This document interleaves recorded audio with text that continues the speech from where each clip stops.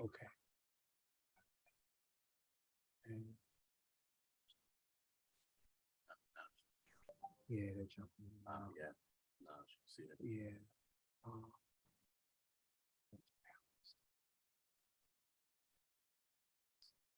That work? Or maybe she has to click on it.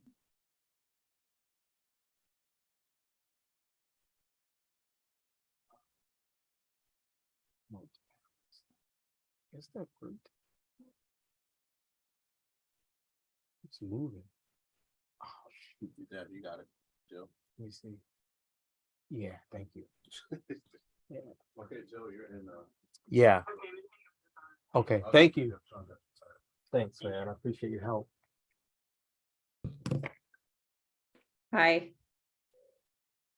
Are you guys all set? I think so. Okay, thanks, Jill. Yeah, I'm going to wait 2 minutes and I'll introduce Dr. Cosgrove. Okay, are they letting everybody in? They're in. Okay, I can hear you, Jill. thanks.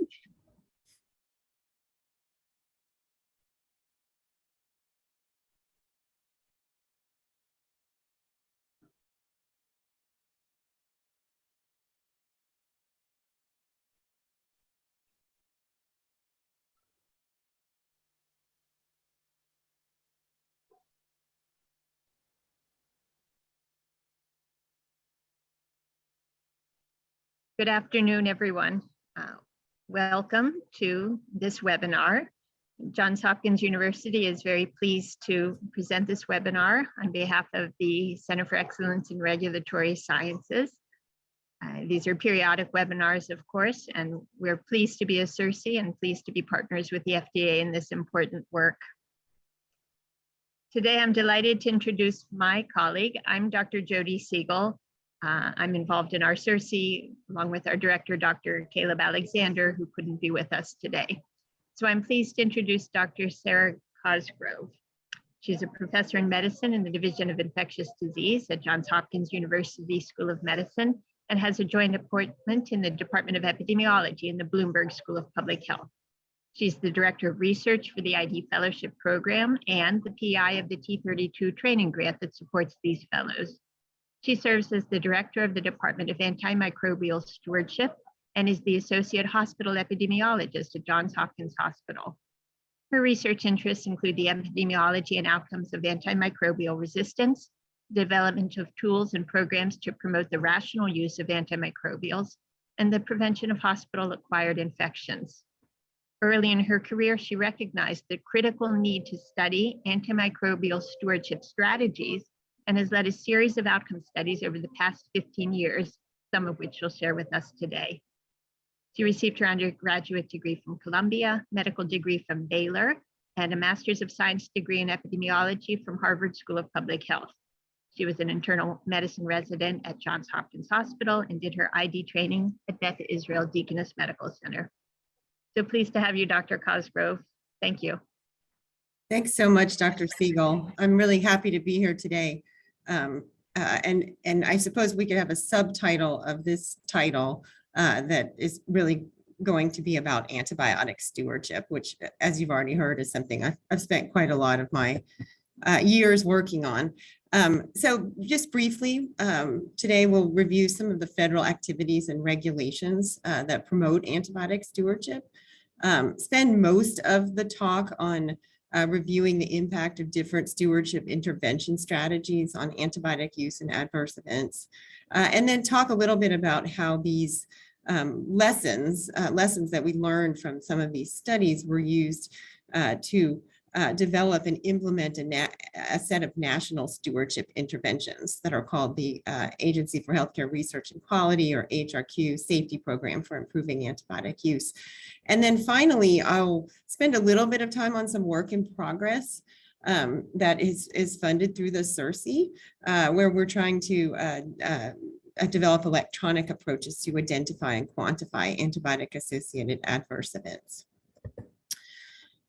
So antibiotic stewardship has many goals. I think one of the goals that we think of big picture is the idea that stewardship, if done right, can reduce antibiotic resistance across the population. But this goal is appealing, I think, to people in the field, public health experts, but perhaps not something that speaks so much to frontline prescribers.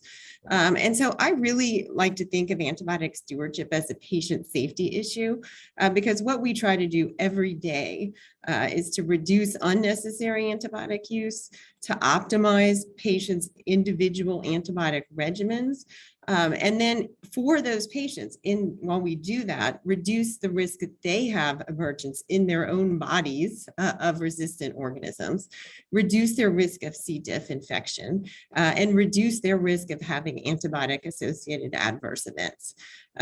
So I think when we talk about stewardship with colleagues, we need to emphasize that this is really about patient safety and optimizing healthcare for patients receiving antibiotics.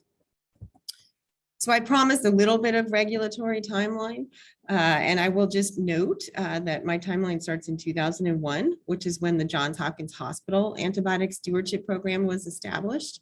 At this time, stewardship programs were voluntary, and Johns Hopkins Hospital was an early adopter of stewardship. And this is in contrast to infection control programs that have been required for a long time.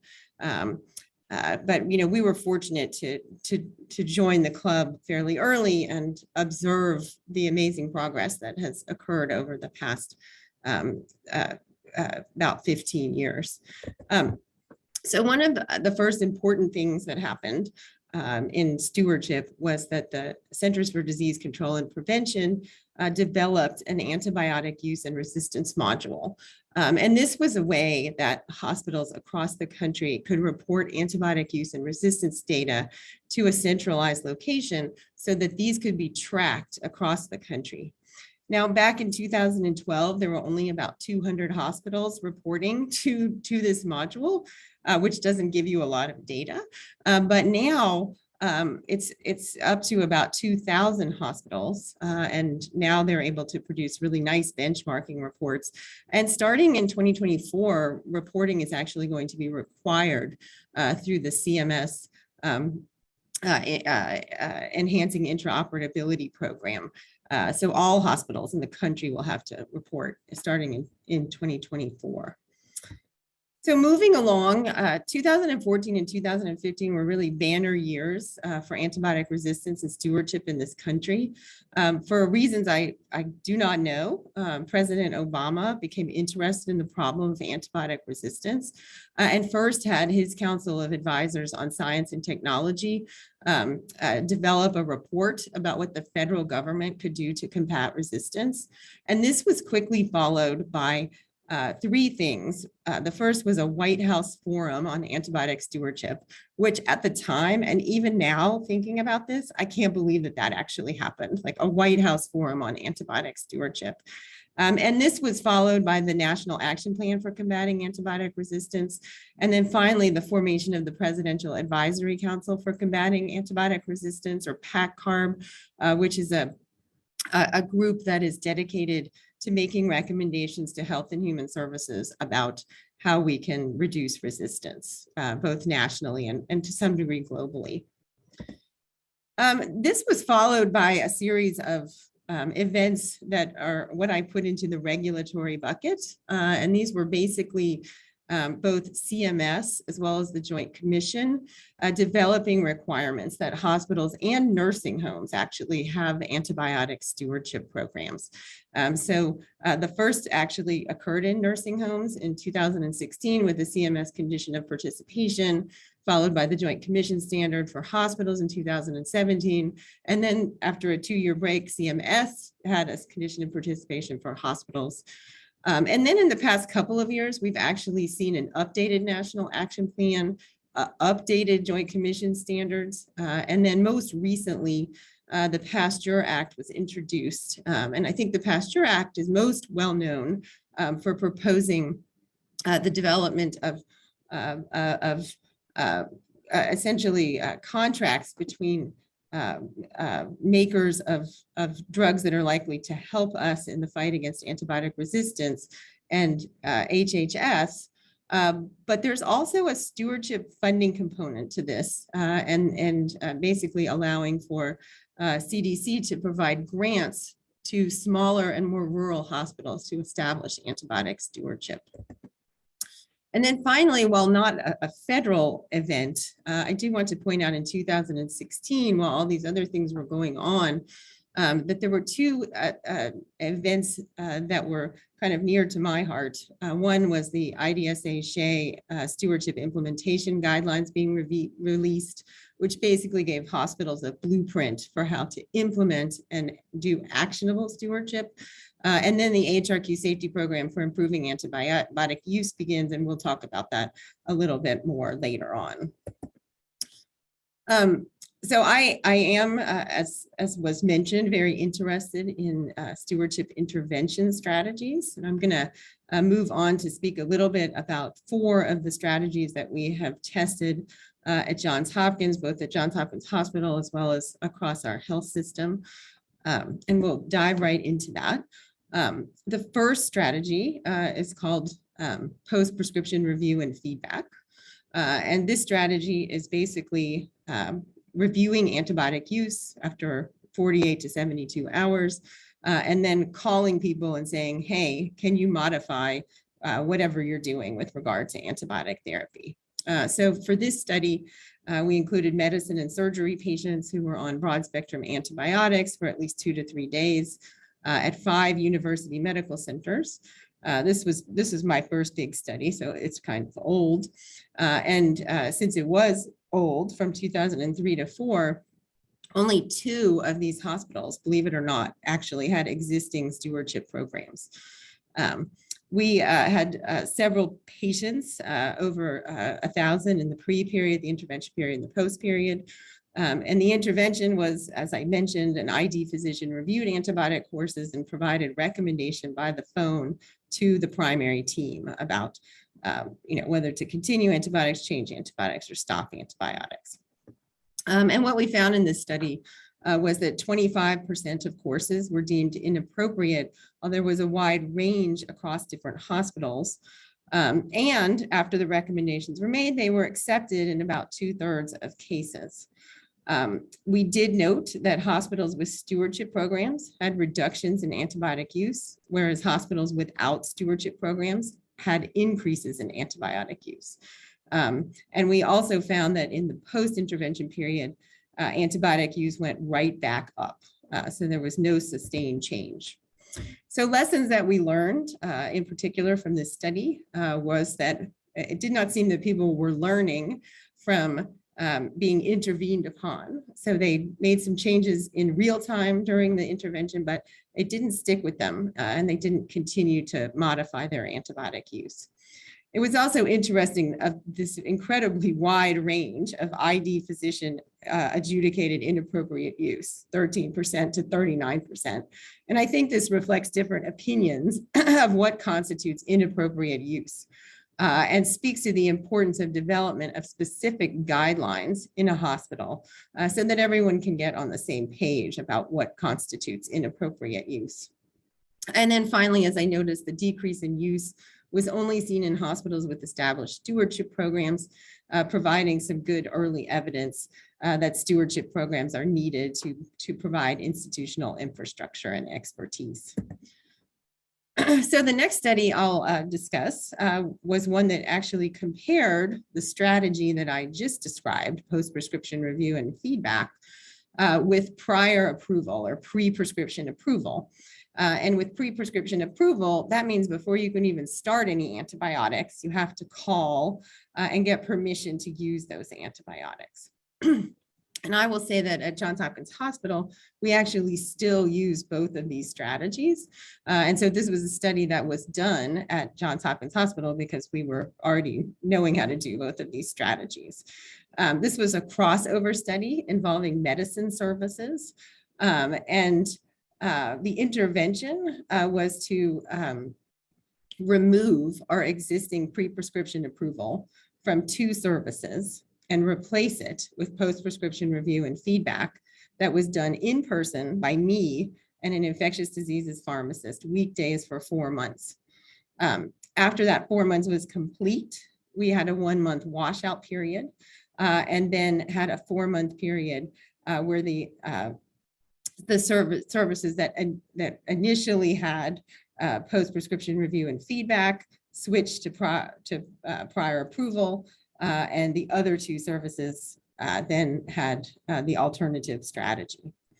So we had about 1,500 patients, and we found that pre-prescription approval was not surprisingly associated with an increased proportion of patients who had appropriate therapy on day one.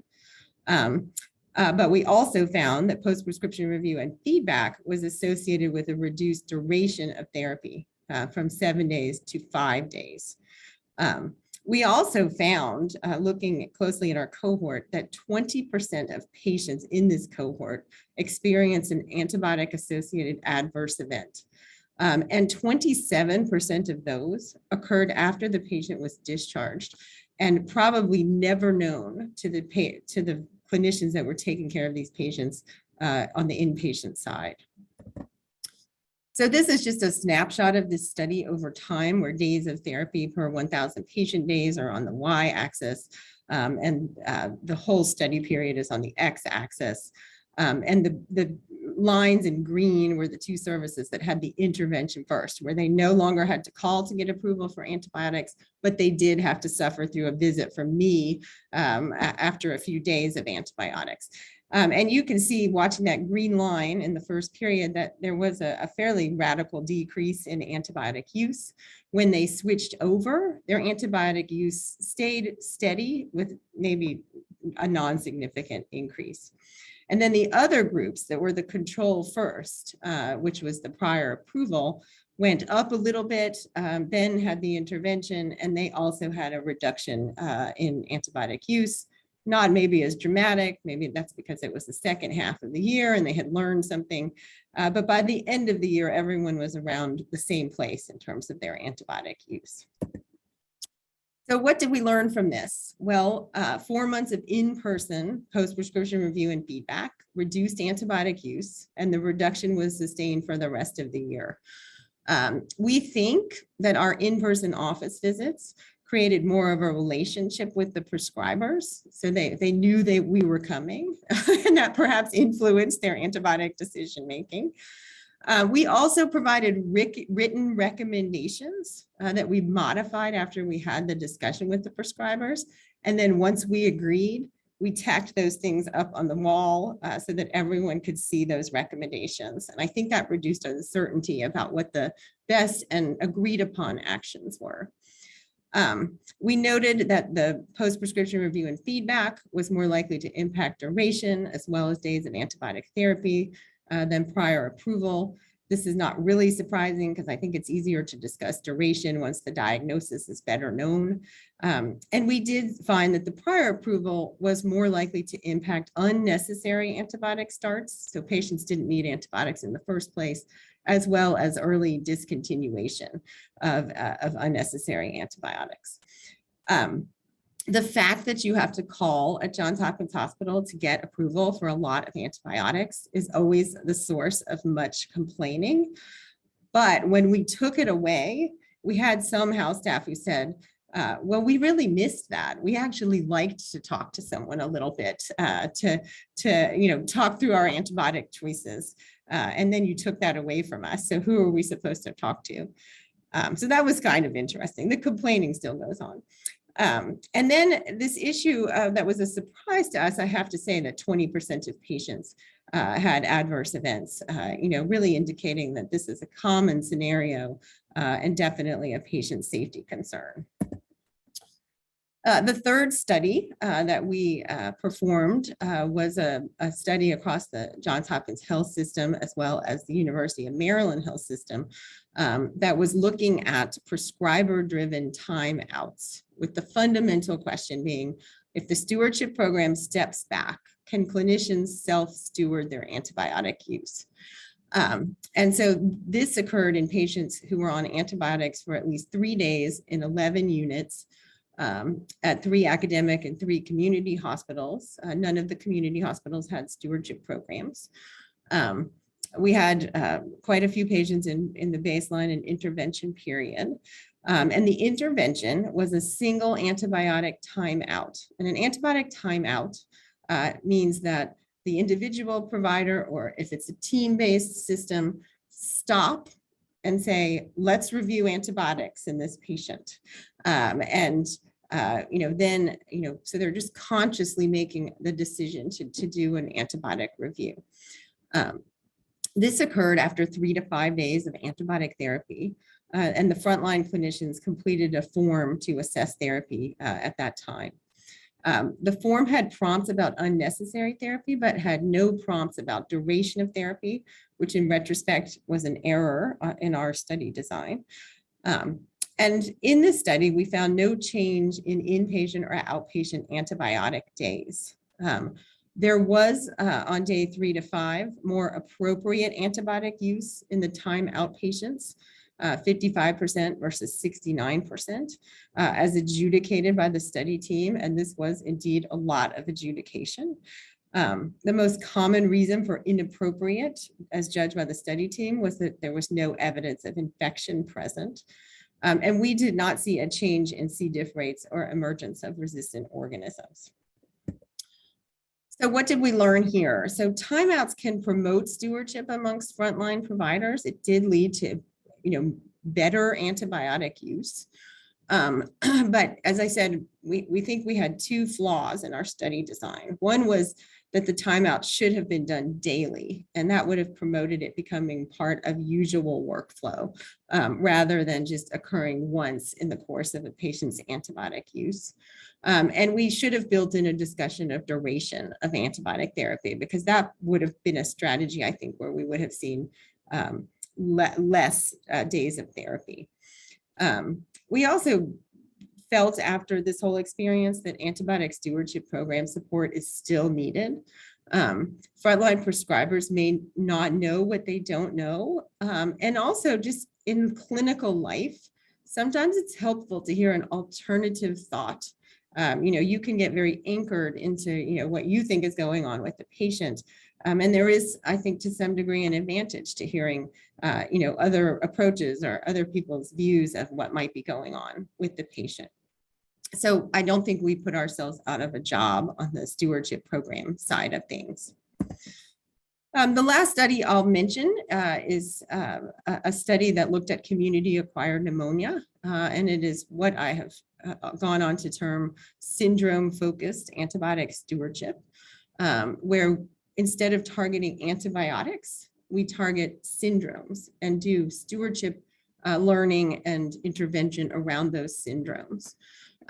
This was a study of patients with community-acquired pneumonia admitted to medicine services, and the intervention included a survey on community-acquired pneumonia practices to understand the frontline prescribers' decision-making processes.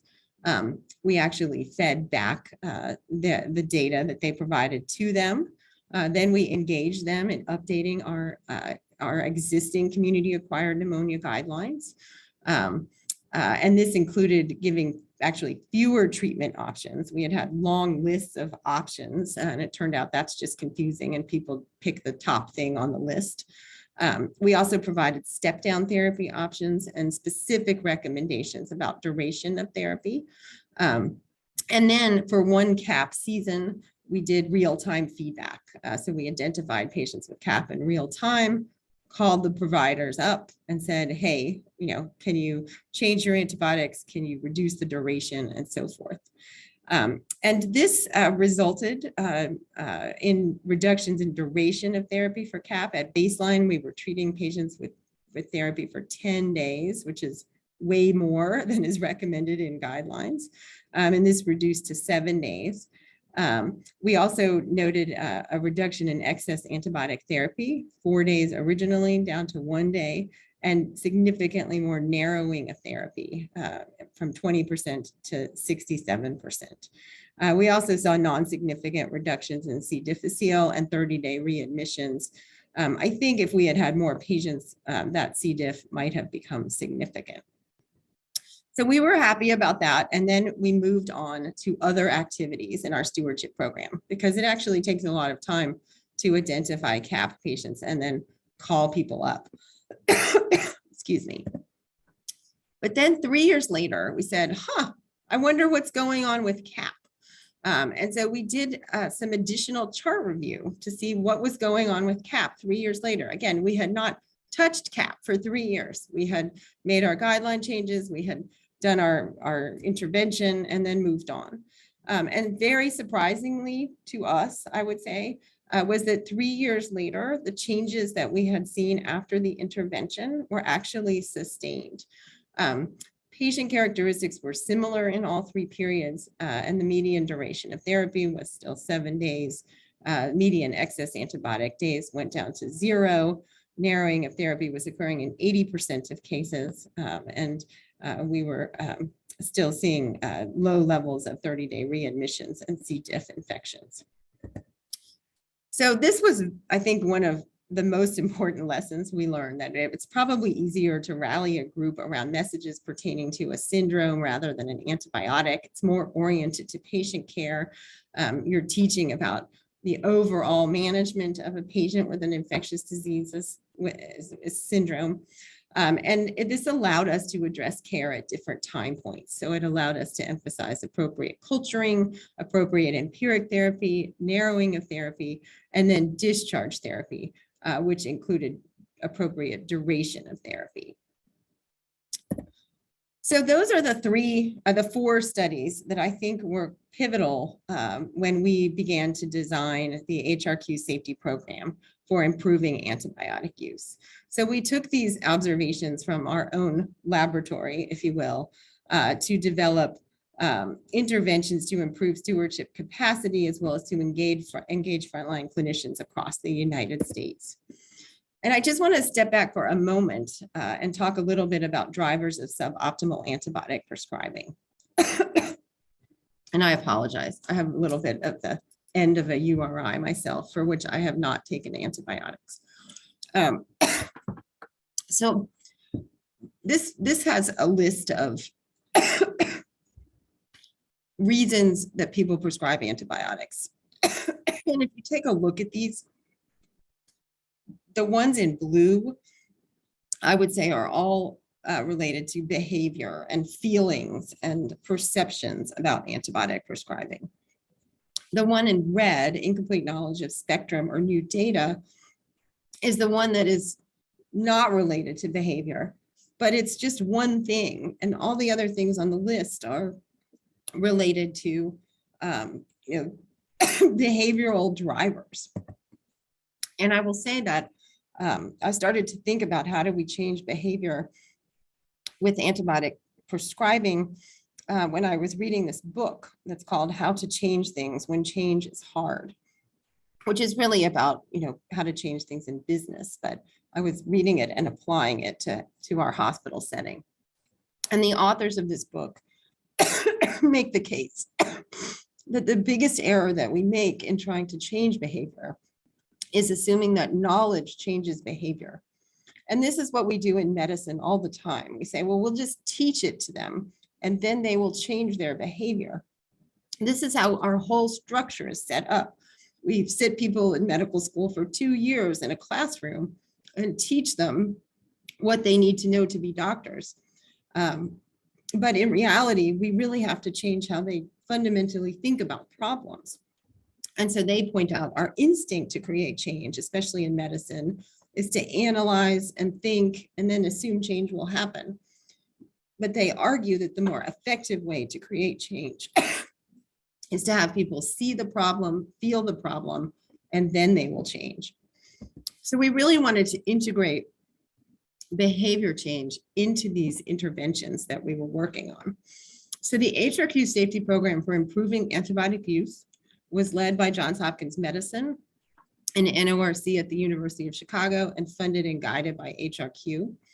The goals were to develop and enhance stewardship infrastructure across the country and to train frontline clinicians to be self-stewards across the US healthcare continuum. We had 3 projects involving acute care hospitals in 2018, long-term care facilities in 2019, and ambulatory care practices in 2020. And our goal was to recruit 250 to 500 sites for each of these. This program was designed based on the work that I just talked about, as well as our prior experience with interventions to reduce CLABSI, CAUTI, and VAP using the Comprehensive Unit-Based Safety Program, or CUSP.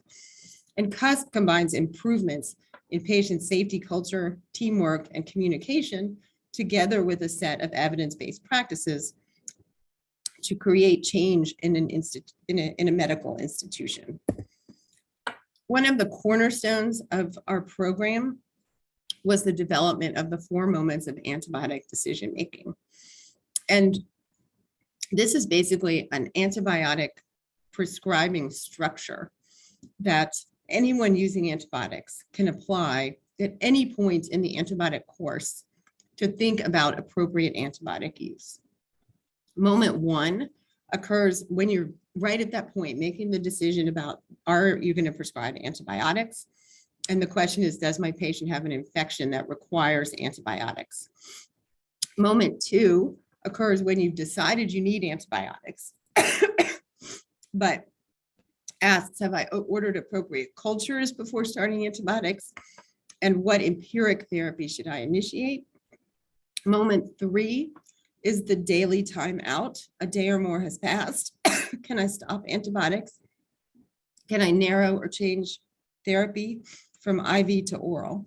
And moment 4 is about duration. What duration is needed for my patient's diagnosis?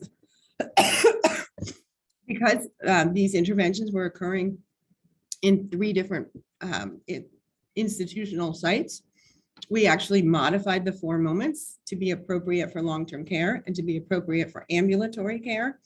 Conceptually, the same issues apply, but there are some changes, obviously. For example, in ambulatory care, you're not following the patient on a daily basis and checking in on them. So all 4 moments essentially happen during the initial clinic visit when you make the decision to give antibiotics.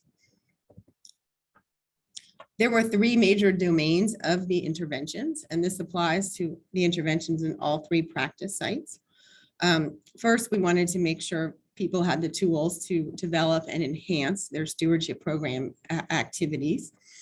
And successful stewardship, as we coached, required a defined leadership structure, interventions to improve antibiotic use, and metrics to track and progress and guide activities.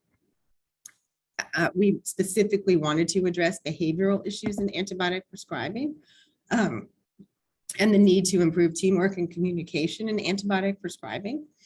And then we did work on best practices for common infectious diseases syndromes, drawing from our work with syndromic stewardship.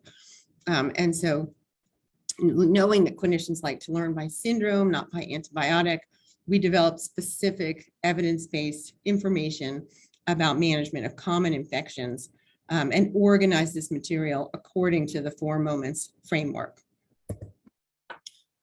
There were several elements of the intervention. These included, because this was national, 1 to 3 webinars per month over a year, each delivered 3 times, covering all of the domains of the intervention. We had implementation advisors assigned to each site that provided expertise in implementation of quality improvement interventions. We had office hours twice a month where folks could call in and ask questions of the project leaders. We developed 1-page documents on infectious diseases syndromes that could be used for local guideline development. There's an example of that on this slide. This one is for cholecystitis and cholangitis. And this was because it was essential to, as we had learned a long time ago, develop local guidelines to gain consensus and standardized recommendations. We had centralized data submission with quarterly feedback reports to sites so that they could track progress and compare themselves to peer institutions. And then we had specific tasks for stewardship programs and frontline providers, believing that to keep people engaged, we had to give them tasks to perform and ideally tasks to perform together. So in acute care, we had the daily timeout and monthly team antibiotic review forms that they filled out together, evaluating patients in real time on the floor. In long-term care, we had monthly team antibiotic review forms and in specific instructions about activities to do each month. And in ambulatory care, we had guides with about 5 questions that went through a process where the practice could reach consensus about antibiotic prescribing that could be used at monthly practice meetings. We had good participation. We were happy that we were able to recruit the numbers of sites that we did. So for acute care, we had 402 hospitals, or 92% complete the program. We had 49 states represented. The only one missing was Montana. I have no explanation for that. The majority of participating hospitals were community hospitals, 42%. And then we had 21% of critical access hospitals participating. So this was not happening at academic medical centers. This was happening in hospitals, including critical access hospitals that may not have had much in the way of stewardship infrastructure. For long-term care, we retained 82% of facilities, which is pretty high for long-term care. Had 46 states represented. And the majority of the nursing homes in this project were in rural areas and not hospital-based. 56% were owned by a larger system and 30 were independent. In ambulatory care, which unfortunately occurred during COVID, which I would not recommend as a time to do an intervention, we still managed to have 83% of practices complete the program, pretty good state representation, and the majority of the practices were primary care and urgent care. So we were happy with this intervention to see significant reductions in antibiotic use in acute care, as well as significant reductions in hospital onset C. diff cases in acute care. In long-term care, we saw reductions in antibiotic starts, reductions in urine cultures collected, which is another thing we looked at in long-term care because urine cultures lead to a lot of antibiotic use. We were unable to see changes in C. diff in long-term care, but it's a relatively rare event in long-term care. And then in ambulatory care, we saw reductions in total antibiotic prescribing per visit and reductions in antibiotic prescribing per ARI visit. Now, again, this happened during COVID. And so some of these findings may have been related to COVID. But we do think that in the sites that did participate, they were able to implement strategies to reduce unnecessary antibiotic use. So all of the materials that we developed for this project are now available as toolkits. So every webinar, every one-page document, all the forms, all the materials are all available now for free on the HRQ website. Divided by acute care, long-term care, and ambulatory care, if anyone is interested in taking a further look at those materials. So I just want to finish up talking about some of the newer work that we have been pursuing, again, as part of CERSI. And this is about identifying and quantifying antibiotic-associated adverse events. So I was not aware until I started doing this work that there is actually a national action plan for adverse drug event prevention. I knew all about the National Action Plan for Combating Antibiotic Resistance, but did not know about this national action plan. It addresses anticoagulants, diabetes agents, and opioids. So antibiotics aren't on the list, but I do think that there's increasing interest from CDC and FDA in better understanding and quantifying approaches to measure adverse events associated with antibiotics. Because as I noted previously, these events are common. The impact can range from just patients getting additional testing all the way to end organ damage. And right now, identification of adverse events is very burdensome. I don't think this is unique to antibiotics, but for antibiotics, what we're doing right now is manual chart review, voluntary reporting of adverse events to FDA, and then review of case reports in the literature. And none of those 3 approaches are particularly reproducible. So I think there's a lot of potential advantages to electronic surveillance for adverse events. I think that this could lead to more efficient post-marketing surveillance for antibiotic-associated adverse events. It would give us the ability to track and provide feedback to providers to impact their decision-making, because if you remember in our study, 27% of adverse events were happening after the patient left the hospital. So if people don't even know that their actions may lead to adverse events, how are they supposed to change their practice? And then it can also be a balancing measure for some of our core measures, like our sepsis core measure, that have encouraged perhaps additional antibiotic prescribing. So we are, as I said, right in the middle of development of electronic surveillance for antibiotic-associated adverse events. And this work has been funded, as I mentioned, by FDA as well as by the CDC, because both groups are interested in this topic. And the first thing we have done is to do focus groups with frontline providers about antibiotic-associated adverse events.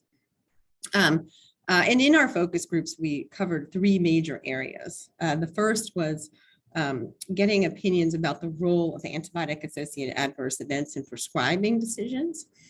And our participants noted that they often consider adverse events when prescribing, especially those that are more severe and those that affect other management decisions. So if you cause someone to have thrombocytopenia, that can then lead to your inability to use other medications in addition to the antibiotic that caused it in the first place.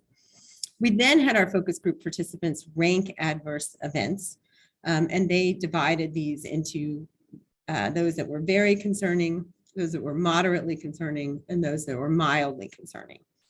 And I think you can guess what things were very concerning. They're the ones that are life-threatening, cause you to be on dialysis, cause you to lose your colon. I think things that pretty much everyone agreed were very bad.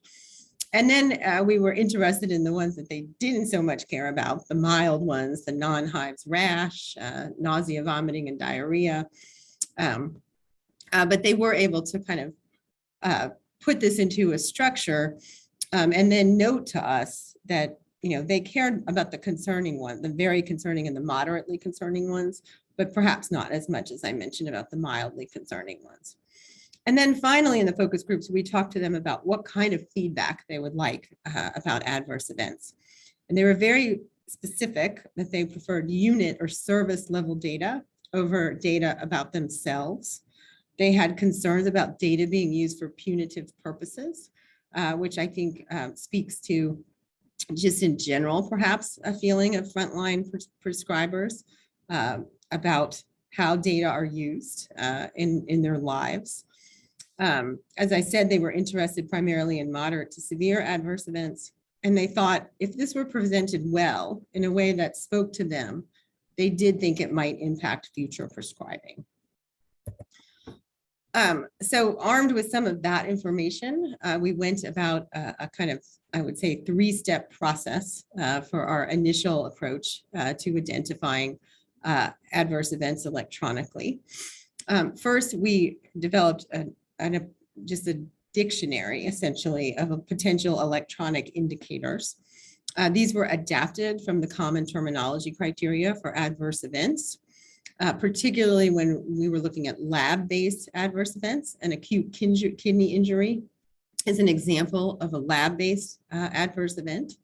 And you don't need to look at the specifics of the possible electronic indicator, but it was just an approach that we took to saying who has acute kidney injury.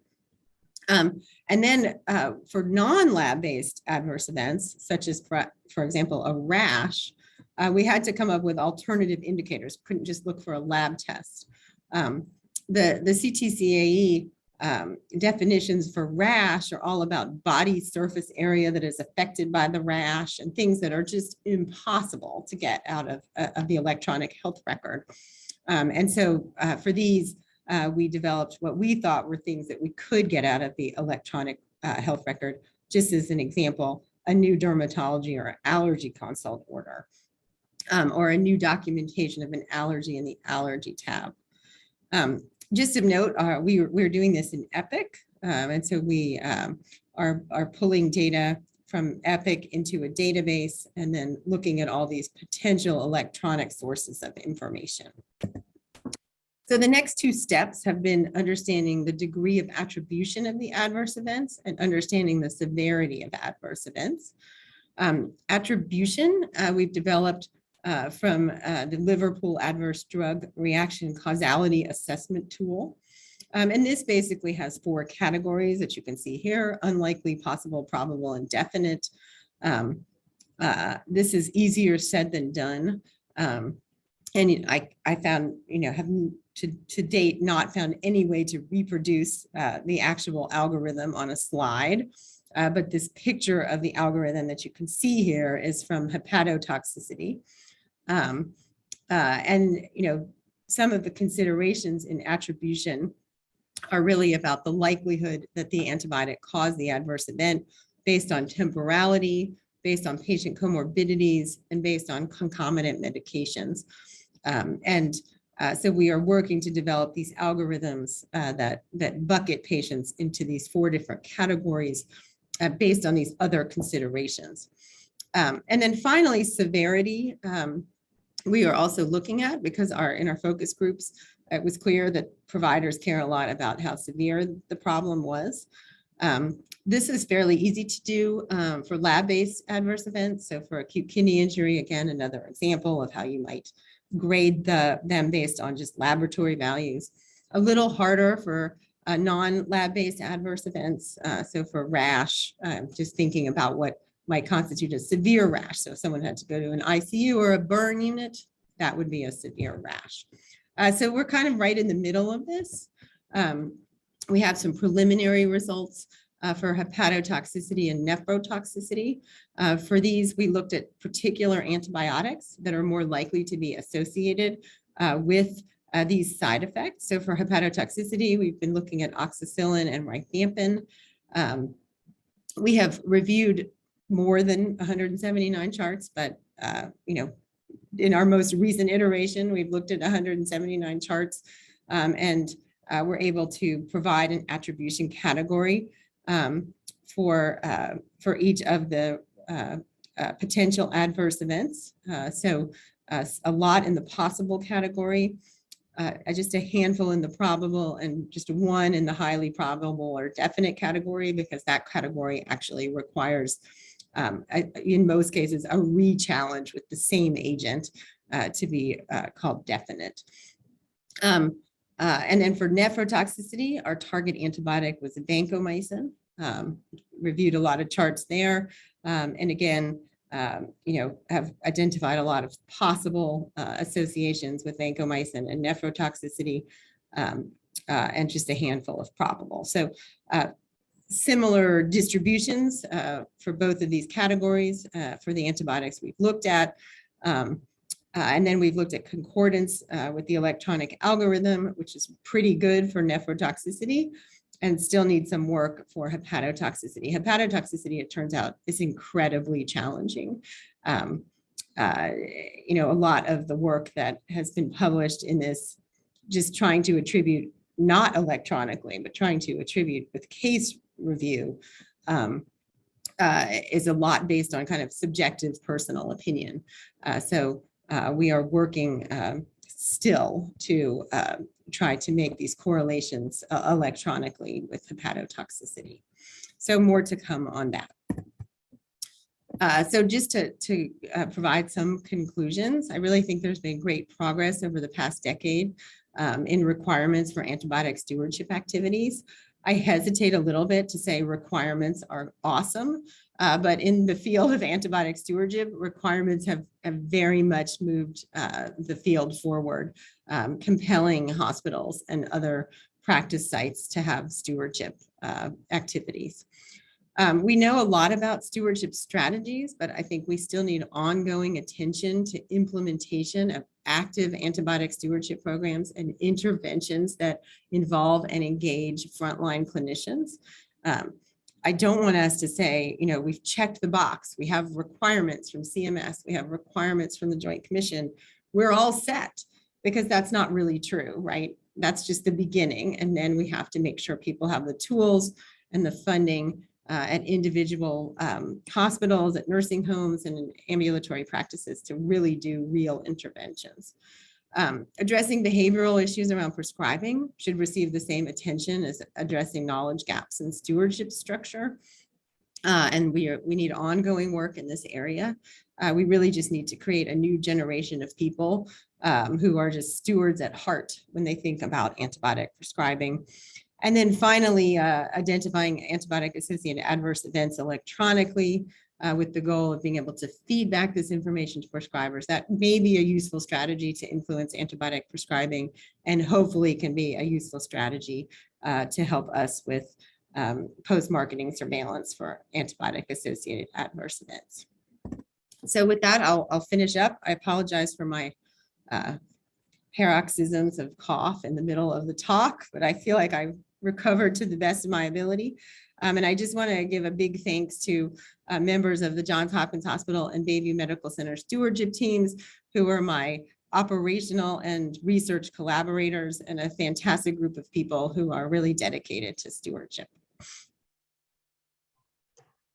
Oh, thank you, Dr. Cosgrove. Beautiful. I can't imagine how much work all of this has been. I really can't. I can't. It's a lot of years. So it's not like I did it in the past 6 months. But Oh my, still. So I welcome everyone to put comments or questions in the Q&A box or in the chat. And we do have some questions in the chat that I'm going to begin with. Dr. Cosgrove, there's a question. What do you think is the biggest obstacle to hospitals developing antibiotic stewardship programs to promote judicious use? What do they run into? The biggest obstacle in the United States, and we learned this when we were doing the safety program, was a combination of lack of resources. So, hospitals are just not giving physicians and pharmacists, the protected time to do stewardship. And then also infectious diseases training. So at hospitals like Hopkins and Bayview, we have ID trained physicians, who are the medical directors. We have ID trained pharmacists who are the pharmacist directors. But there are not enough infectious diseases physicians or ID pharmacists in the world right now. And so if you're a rural hospital, you might not even have an infectious disease physician to see any patients in your hospital. And you certainly don't have access to an ID pharmacist.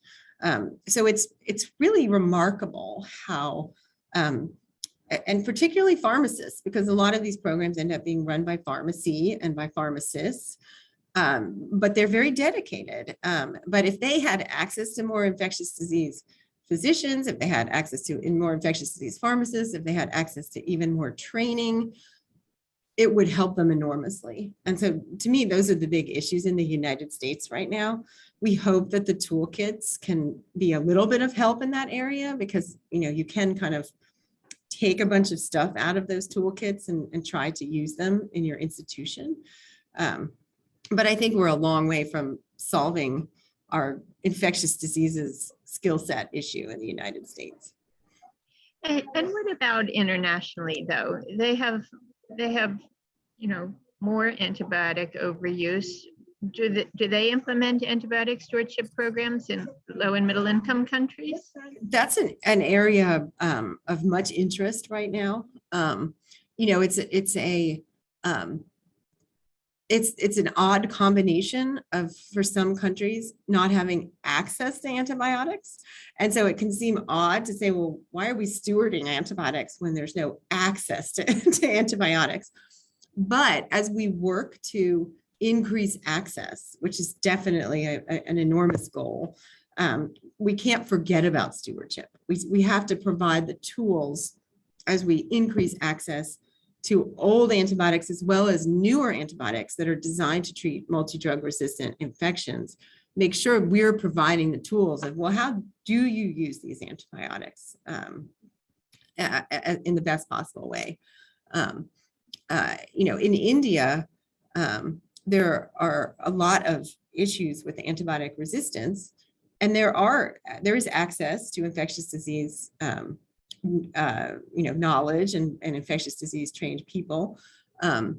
But they have the problem of when they get access to our newer antibiotics, it's a different situation in many hospitals because, these antibiotics that we restrict aggressively and say, well, only a small number of people need these antibiotics because only a small number of people still, thankfully, in the United States have these highly resistant organisms.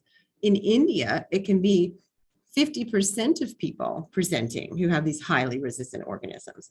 So stewardship looks different in that scenario. Stewardship in that scenario, maybe you need to give these antibiotics to people. And then when you get culture information, change them. Whereas in the United States, for newer antibiotics, we're still able to say, let's hold on those, not use them empirically for the vast majority of patients. So stewardship looks different all over the world, but probably has many of the same issues in terms of resources and ID access all over the world. Mhm. Since we're on the topic of stewardship, there's a question here. How realistic is it to expect drug companies, the manufacturers, to take a role in supporting stewardship of their own products? To what extent might they be held accountable for their antibiotic products use? That's an interesting question. So there was a period that I actually think has passed a little bit, but there was a period where, many of these antibiotic development concerns that we have in the United States and globally, which is we are not making enough we're not discovering and we're not bringing through the development process enough new antibiotics to manage our impending resistance problems. And the reasons for that are wide and complicated. But there was a period where pharmaceutical companies like to blame stewardship for this problem. They would say, well, we've made these antibiotics and then the stewardship people restrict the use of these antibiotics. And the truth is, that we do, right? We do restrict the use of newer antibiotics because we don't want them to go the way of many other antibiotics where resistance rates are 30%, 40%, that really limits the use of the antibiotics. And so, but I think, there are other issues at play other than stewardship causing all the problems with our drug development pipeline. And I think more recently, as those issues have been brought forth, as we've seen companies fail, getting all the way through phase 3 and then the drugs, failing at that point after FDA approval, that they've moved away from blaming stewardship. And that's why, fortunately, I think we're looking at other approaches like the Pasteur Act to figure out ways to keep pharmaceutical companies in the antibiotic business and make sure we do have a pipeline for new drug development.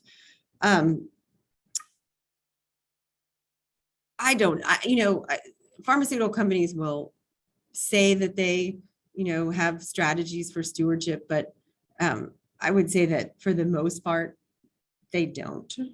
They really don't, because they're still trapped in the old business model of we need to sell a lot to make a profit, after 10 to 15 years of development.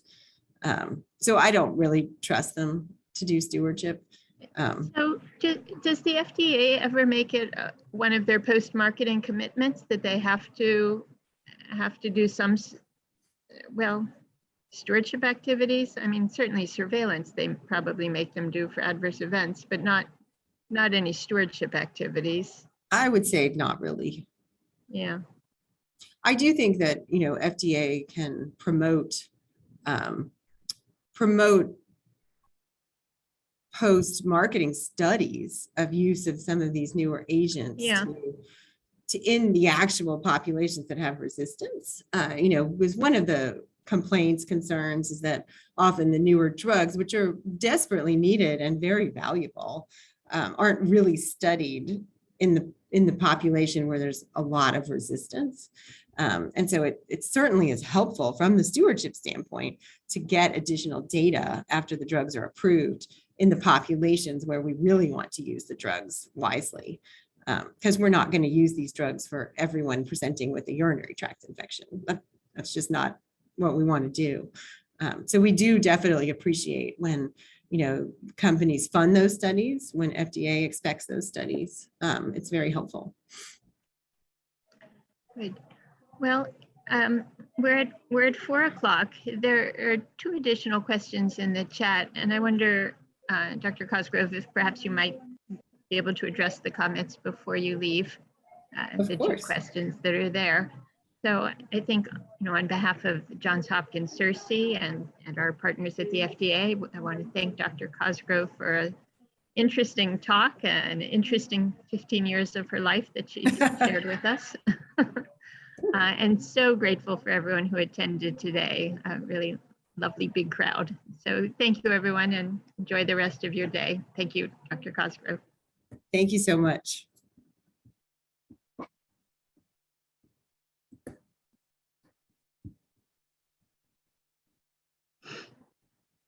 Good. Sarah, that was awesome. Oh my gosh.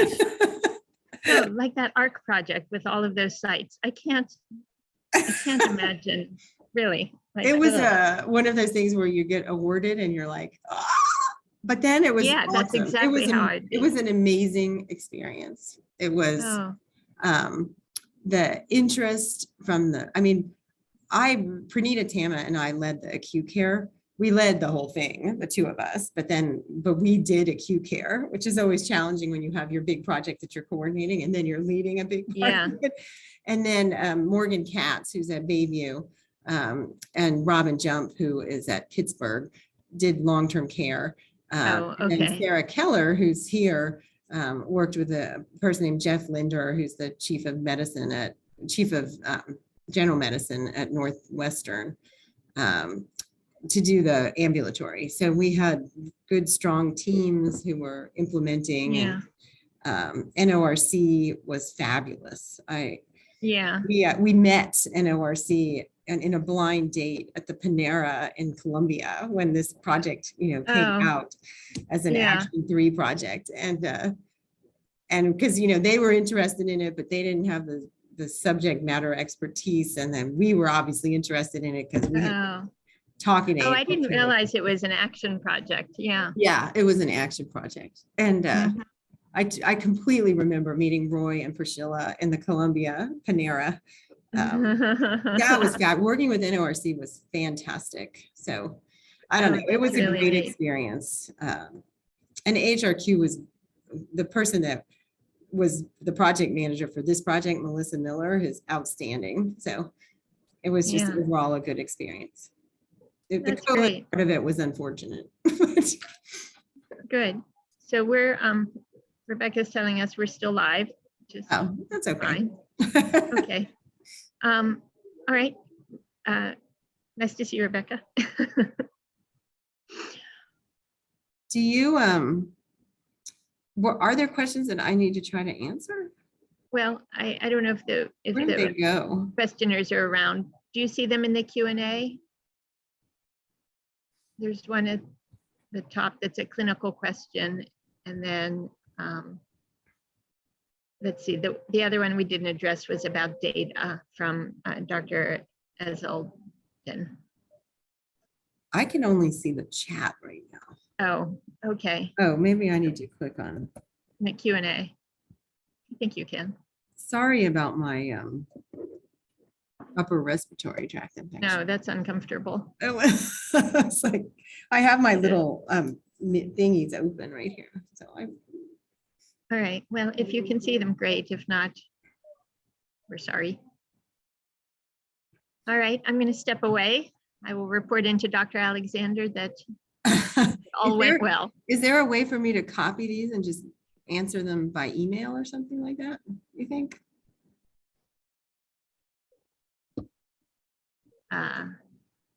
Not that I'm aware of. Okay. All right. We'll just have to apologize. All We'll right. apologize. Thank you. Thank you, Thanks everyone. so much. Okay. Bye. Bye-bye.